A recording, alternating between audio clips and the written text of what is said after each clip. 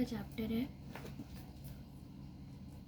Electro chemistry.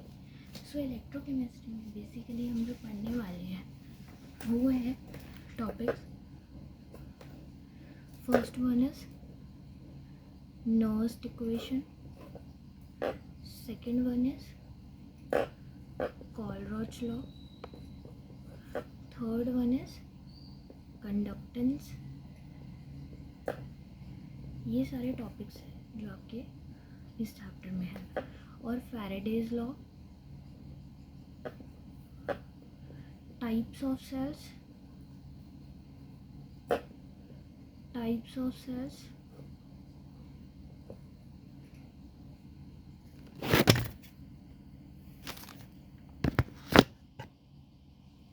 and one more topic that is rusting.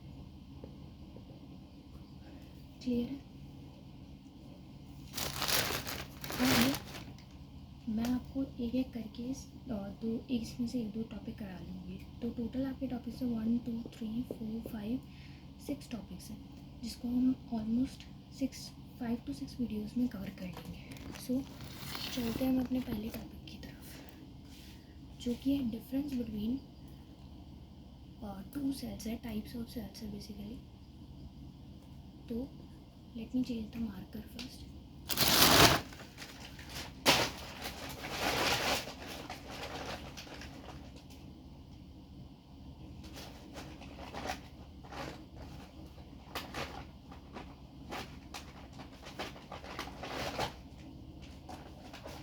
Types of cells है basically two types हैं यहाँ पे हमारे पास सेल्स के।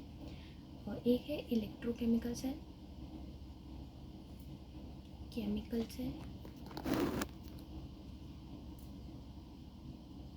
और एक है इलेक्ट्रोलाइटिक सेल। कौन सा? Electrolytic cell. जो इलेक्ट्रोकेमिकल सेल है, इस सेल को हम रिडॉक्स कपल भी बोलते हैं। क्या बोलते हैं? रिडॉक्स कपल भी बोलते हैं। ठीक है।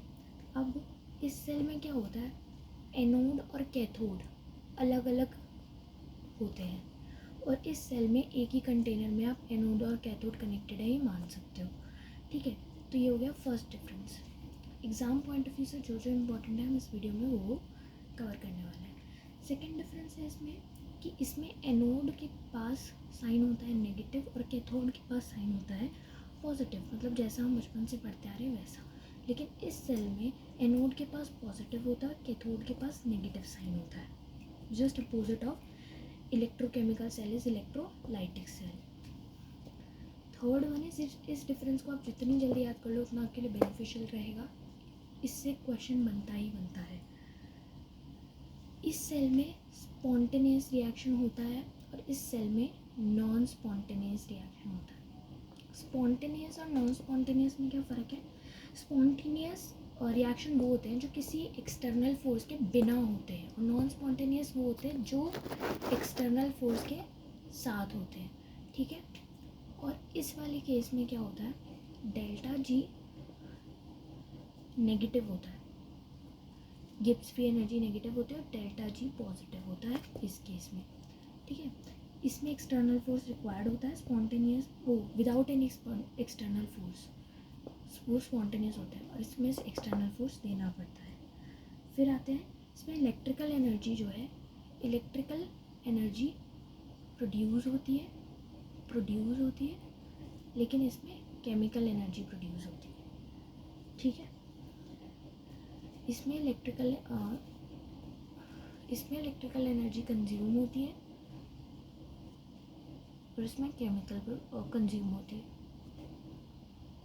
ठीक है। ये डिफरेंस आप जितनी जल्दी अपने दिल दिमाग में बिठा लोगे उतना आपके लिए अच्छा है। तो ये आपके डिफरेंस हो गए। इसमें इतना आपको समझना है कि इलेक्ट्रिसिटी प्रोड्यूस होती है। इसका मतलब क्या हुआ कि ये वाले रिएक्शन में, मतलब इलेक्ट्रोकेमिकल सेल में इलेक्ट्रिसिटी प्रोड्यूस होती है। ठीक है। ये इलेक्ट्रिसिटी प्रोड्यूस करता है, ये इम्पॉर्टेंट बात है। क्लियर हुआ आपको?